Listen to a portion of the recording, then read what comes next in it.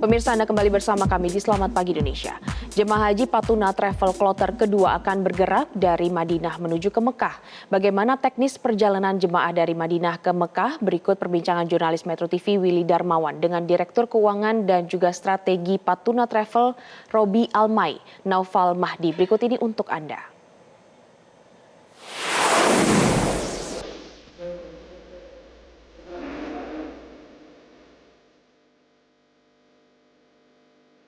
Saat ini saya sudah bersama dengan Direktur Keuangan dan Strategi Patuna Travel, Bapak Robi Almay Naufal Mahdi. Apa kabar? Baik, Pak Robi? alhamdulillah. Sehat ya Pak? Sehat, alhamdulillah. Oke, Pak Robi, dalam waktu dekat ini jemaah Haji Patuna akan bergerak dari Madinah menuju ke Mekah. Ini seperti apa Pak? Teknisnya nanti. Ya, jadi para jemaah haji Patuna Travel 2026 yang sekarang berada di Madinah, yaitu grup biru dan grup coklat, akan bertolak ke Mekah ya, dalam keadaan berihram. Sudah dalam keadaan Sudah dalam keadaan berihram. Oke, baik. Jadi nanti kita akan menuju ke Bir Ali untuk mengambil mikot dan berniat umroh. Kemudian nanti perjalanan akan ditempuh kurang lebih 6-7 jam. Dan di sepanjang perjalanan nanti para jamaah akan melewati checkpoint. Checkpointnya untuk pemeriksaan dokumen perjalanan. Salah satunya adalah kartu nusuk ini. Waduh, ini harus Ini ya, dijaga kurang banget lebih. ya. Ya, kurang lebih seperti ini. Dan kenapa menjadi penting? Karena sekali lagi akan saya ingatkan juga kepada para jamaah bahwa kartu ini adalah identitas para jamaah dan sebagai izin untuk memasuki area-area seperti Mekah dan Ar-Musna. Jadi kartu ini memperbolehkan kita untuk mengikuti prosesi haji. Baik. Ini pemirsa harus sangat dijaga. Jangan sampai ketinggalan saat kita ada di Mekah, apalagi hilang. Ini bisa repot nanti urusannya kalau hilang. Baik, selanjutnya ini ketika kita berbicara tentang aturan dari pemerintah Arab Saudi, sejauh ini kerjasama yang dilakukan oleh Patuna Travel dengan pemerintah Arab Saudi seperti apa? Ya, tentunya kita selalu mengikuti peraturan yang sudah ditetapkan oleh pemerintah Arab Saudi. Khususnya untuk setiap operasionalnya kita juga bekerjasama dengan syarikat yang sudah ditunjuk oleh pemerintah Saudi. Syarikat itu seperti operator yang resmi ya dari pemerintah. Nah, nanti kita juga banyak berkoordinasi dengan syarikat, salah satunya pembagian kartu nusuk kepada para jamaah. Jadi nanti ada petugas yang memberikan kartu nusuk langsung dan mendokumentasikan kepada para jamaah. Itu sudah kita lakukan ya? Sudah dilakukan. Kemudian ada juga untuk perpindahan antar kota nantinya akan ada koordinasi jadwal juga dengan syarikat. Bagaimana dan kapan para jamaah bisa bertolak dari Mekah ke Madinah ataupun dari Madinah ke Mekah. Seperti itu. Walaupun dinamikanya cukup banyak, tapi alhamdulillah bisa berjalan ya? Ya, alhamdulillah bisa berjalan walaupun kita selalu menemukan tantangan karena setiap kajian itu selalu ada yang baru. Tapi tentunya kita selalu berusaha supaya semuanya berjalan dengan lancar. Baik, Pak Robi, terima kasih banyak atas informasinya. Semoga semua bisa berjalan lancar. Para jemaah juga bisa melakukan ibadah dengan nyaman. Amin, amin, insya Allah. Baik pemirsa, itu dia bincang-bincang saya dengan Bapak Robi Almay selaku Direktur Keuangan dan Strategi dari Patuna Travel. Semoga perjalanan ibadah kita selalu diberkahi dan juga bisa menjalankan ibadah dengan senyamannya. Willy Darmawan, Dirhamsah Maulana dari Madinah, Metro TV. Pemirsa, menyandang predikat haji ramah lansia dan disabilitas bukan perkara mudah bagi penyelenggara ibadah haji. Di balik semangat para tamu Allah yang memiliki keterbatasan fisik maupun sensorik, ada perjuangan panjang para petugas yang berupaya untuk memastikan setiap jemaah tetap dapat menjalankan ibadah dengan layak dan bermartabat.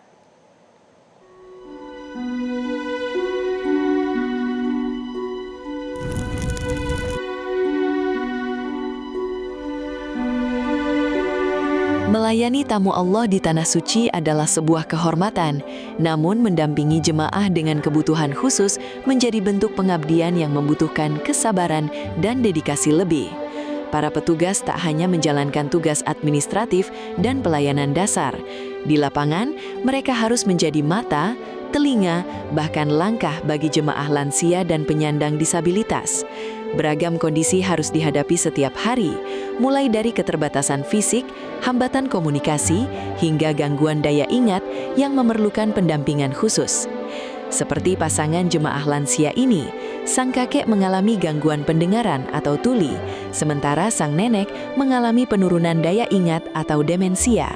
Dalam kondisi seperti ini, petugas harus memberikan pendampingan yang lebih intensif agar keduanya dapat menjalani rangkaian ibadah dengan aman.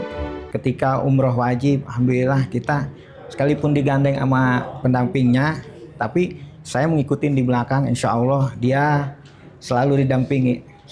Ibarat kalau petugas seperti halnya sapu jagat bagi ada jamaah yang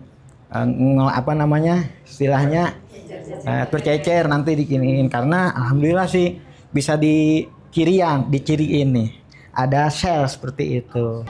Dedikasi para petugas di lapangan turut mendapat perhatian dari Komisi Nasional Disabilitas atau KND. Melalui visitasi langsung ke kamar-kamar jemaah, mereka meninjau pelayanan sekaligus berdialog secara langsung dengan jemaah untuk memastikan hak-hak penyandang disabilitas terpenuhi. Undang-undang mengatur bahwa negara harus memberikan apa yang menjadi kebutuhan mereka. Itu yang disebut dengan istilah akomodasi yang layak. Kalau hambatannya ada dalam hal komunikasi, maka beliau harus diberikan orang yang mampu bisa membantu komunikasi atau alat yang bisa membuat mudah untuk bisa berkomunikasi. Karena tanpa kemudahan yang membuat beliau bisa paham atau beliau juga bisa menyampaikan apa yang diinginkannya, itulah pemenuhan hak yang sesungguhnya. Di tengah berbagai keterbatasan dan tantangan di lapangan, para petugas terus berupaya memberikan pelayanan terbaik. Karena bagi mereka, memastikan tidak ada satupun hak ibadah jemaah yang terabaikan menjadi bagian dari tanggung jawab dan pengabdian. Tim Liputan Metro TV.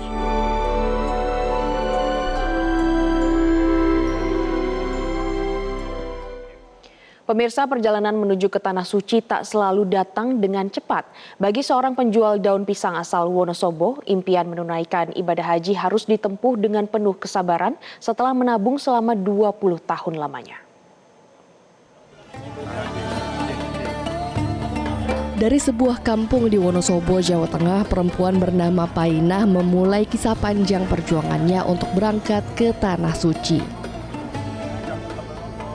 Sehari-hari ia menjual dan memetik daun pisang untuk memenuhi kebutuhan hidup. Dari hasil yang tidak besar itu, Painah secara konsisten menyisihkan sebagian penghasilannya, mulai dari 20 hingga 50 ribu rupiah per hari untuk ditabung sebagai biaya haji.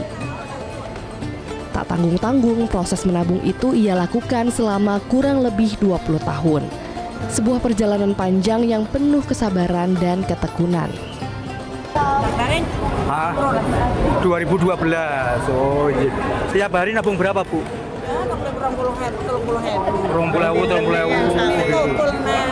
Kumpulnya. Mulai nabung kapan, Bu, untuk Oh, daftar nabung. Bagaimana Bu perasaannya tiba di sini? Main banget ya, Mas. Seneng banget. Sebentar kita. Meski dengan penghasilan tak menentu dan pekerjaan yang sederhana, Painah tidak pernah menyerah untuk bermimpi berangkat menuju ke Baitullah. Hingga akhirnya setelah perjuangan panjang yang tak mudah, ia berhasil menembus kesempatan untuk menunaikan ibadah haji ke Tanah Suci. Kisah Painah menjadi potret nyata bahwa ketekunan dan konsistensi dalam kehidupan sederhana dapat mengantarkan seseorang menuju keinginan yang paling mulia. Dari Jeddah, Arab Saudi, Mahmud Fauzi, Metro TV. Selain itu, pemirsa, seorang remaja asal Bantul, daerah istimewa Yogyakarta menjadi salah satu jemaah haji termuda pada musim haji tahun ini. Di usianya yang baru 14 tahun, Fania Ulaya mulai menjalani rangkaian ibadah dengan penuh kekusyukan.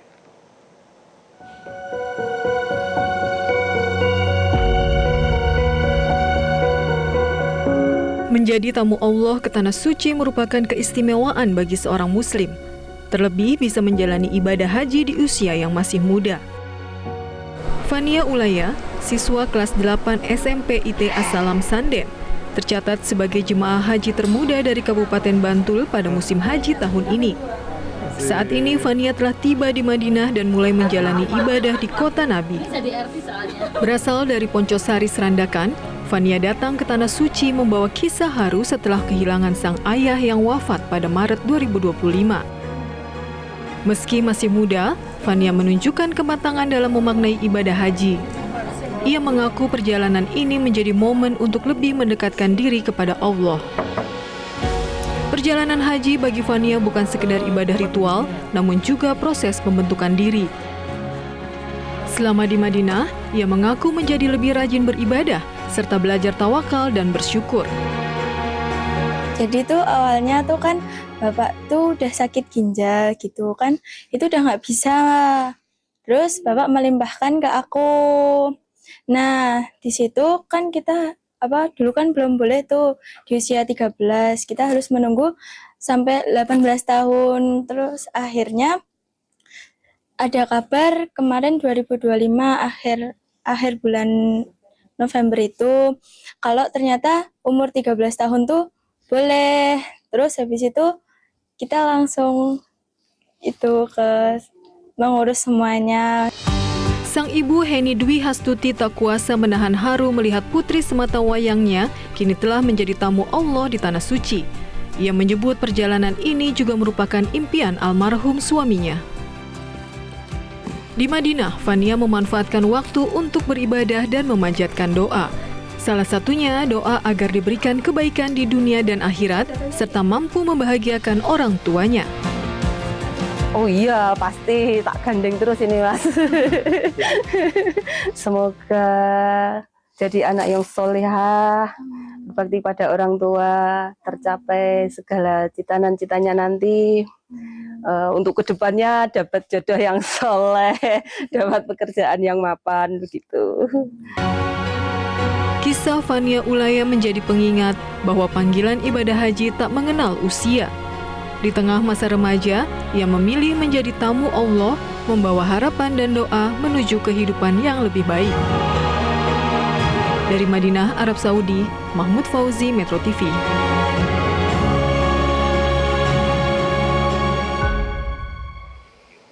Petugas Haji Indonesia mengikuti workshop pelayanan haji yang diselenggarakan oleh Kementerian Haji dan Umroh Arab Saudi sebagai bagian dari penguatan koordinasi layanan bagi jemaah pada musim haji tahun ini. Workshop tersebut mempertemukan petugas Haji Indonesia dengan 61 markas yang berada di bawah 2 perusahaan penyedia layanan, yaitu Rakin dan Duyuf Al Bait.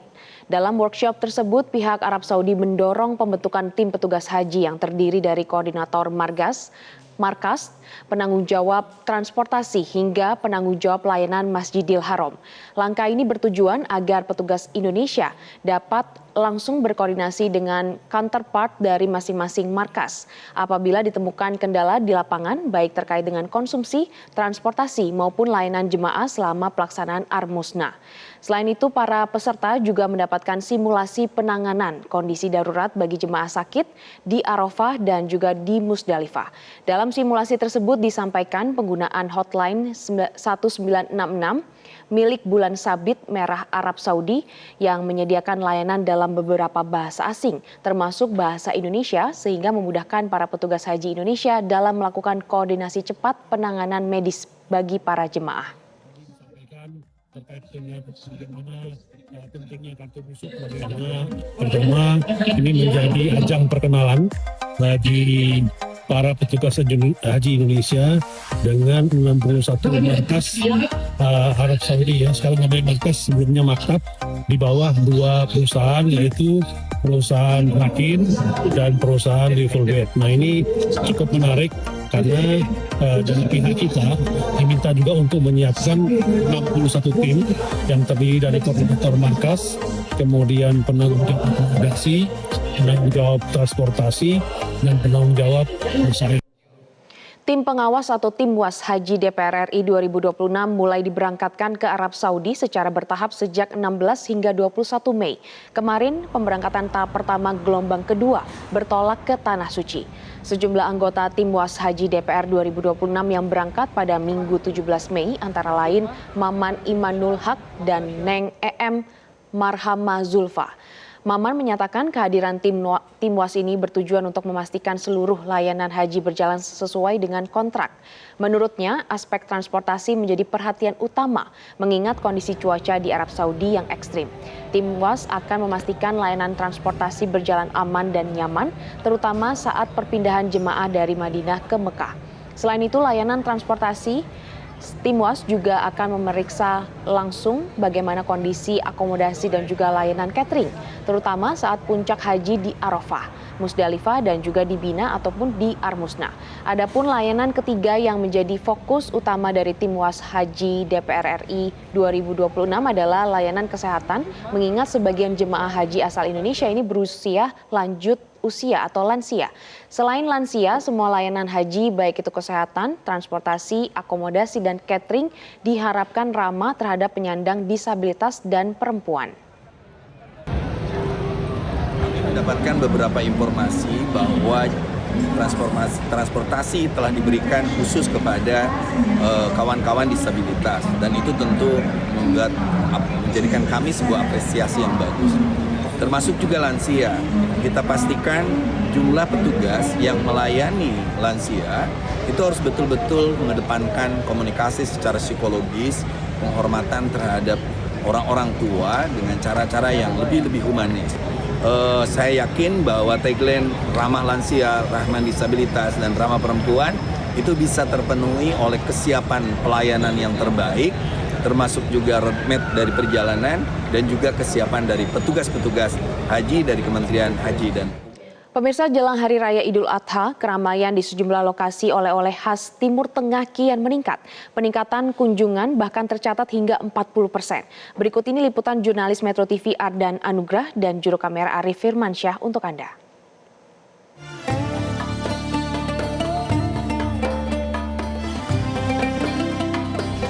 Memasuki musim haji di tahun ini dan juga jelang Hari Raya Idul Adha 1447 Hijriah. Tentunya sejumlah lokasi oleh-oleh di kawasan Jakarta sudah mulai dipadati oleh para pengunjung untuk bisa berbelanja dan juga membawa oleh-oleh tersebut kepada sanak keluarga ketika pulang dari Tanah Suci nanti. Seperti di kawasan Tanah Abang, Jakarta Pusat, tempat kami melaporkan saat ini, nampak memang sudah mulai ramai. Banyak pengunjung yang sudah mulai berbelanja, dan terkait dengan apa saja produk-produk yang mereka cari, kali ini kita akan tanyakan langsung kepada salah satu pengelola toko yang ada di sini, yakni dengan Pak, siapa boleh kenalan Pak namanya? Iya, nama saya Madon. Pak Madon, bisa diceritakan nggak sih sama kita sebenarnya ada berapa banyak peningkatan pengunjung atau pembeli di tahun ini jelang Hari Raya Idul Adha nih atau Hari Haji nih? Kalau untuk peningkatan di tahun ini kurang lebih sekitar 40% kali ya. 40%. Dibandingkan dari hari biasa ya? Dibandingkan hari biasa. Ada peningkatan yang cukup tinggi, ini kira-kira bisa dijelasin nggak sih sebenarnya produk-produk apa saja sih yang mereka cari untuk oleh-oleh? Kalau untuk produk yang biasa dicari untuk oleh-oleh, kebanyakan paling banyak orang ambil ini. Karena kan umumnya dia paket makanan kayak gini. Oke. Paket ya Pak? Paketan makanan kayak gini. Ini kan udah bisa. Jadi umumnya itu ada 5 item atau 5 macam. Sepertinya salah satunya ada kacang Arab, ada kismis, ada kurma, ada coklat, ada juga air zam-zam. Paling umum sih ini. Air zam-zam yang harus ada wajib ya di produk ini. Kalau misalkan selain produk di satu paket ini, biasanya orang bisa dibeli di paket apa aja? Boleh ditunjuk? Ada yang pakai sejarah juga. Tetap sih dalamnya mesti ada ini. Karena itu bagian atau kayak apa ya? Kayak wajib gitu loh, paket makanan itu. Untuk lebih lengkapnya biasanya dia pakai sejadah sama paper bag gitu. Ada. Tambahannya sejadah. Tambahannya sejadah. Kalau untuk dari air zam-zam sendiri nih, kalau di toko ini banyak yang belinya ukuran kayak gimana sih? Kalau jam-jam tuh sebenarnya ada 3 ukuran. Ada ukuran 250 mili. Ini biasanya kalau customer kita tuh yang nyari ukuran buat orang-orang spesial gitu. Ada ukuran 250 mili, ada ukuran 1 liter, sama ada ukuran 5 liter. Tapi paling banyak ambil yang 5 liter sih. Paling banyak ambil ukuran 5 liter. Nah, ini kan tadi ada paket, ada air zam-zam. Kalau kurma sendiri gimana nih Mas? Yang paling banyak dicari ada kurma apa aja? Boleh Pak? Boleh. Banyak dicari. Sebenarnya banyak macam-macam ya. Tergantung orangnya. Kalau ada orang yang suka manis, biasanya ambil kurma ini. Ini kurma Madinah. Kalau yang suka gak terlalu manis, ada di kurma Tunisia yang ada tangkainya ini. Tapi kalau paling banyak banget orang ngambil buat oleh-oleh ini, yang Madinah madu. Karena itu dia harganya murah banget, per 10 kilonya murah. Jadi biasanya kalau buat dibagi-bagi, lebih ambil yang kurma Madinah. Ini selain daripada makanan, kalau untuk produk-produk yang cenderamata ataupun yang non makanan ini ada apa saja sih biasanya yang banyak sih di sini. Kita sebenarnya ada sijadah, ada aksesoris, ada kayak gantungan kunci. Paling best seller sih sijadah. Ada sijadah. Ini paling best seller ada sijadah. Salah satunya ada yang ukuran muka, ada ukuran satu badan sama ukuran standar. Jadi ada 3 ukuran. Oke, terima kasih banyak Pak Madon atas waktu dan kesempatannya. Semoga semakin laku ya dagangannya. Siap, amin. Terima kasih. Ya, tadi wawancara kami bersama dengan salah satu pengelola toko oleh-oleh khas Timur Tengah di kawasan Tanah Abang, bahwa memang peningkatan pembeli ini cukup tinggi jelang Hari Raya Idul Adha, dan juga itu menunjukkan adanya peningkatan omset di kawasan oleh-oleh yang dijual oleh masyarakat ataupun juga para pedagang di kawasan Tanah Abang. Dari Jakarta Pusat, Ardan Anugrah, Arif Firmansyah, Metro TV. Jelajahi cara baru mendapatkan informasi. Download Metro TV Extend sekarang.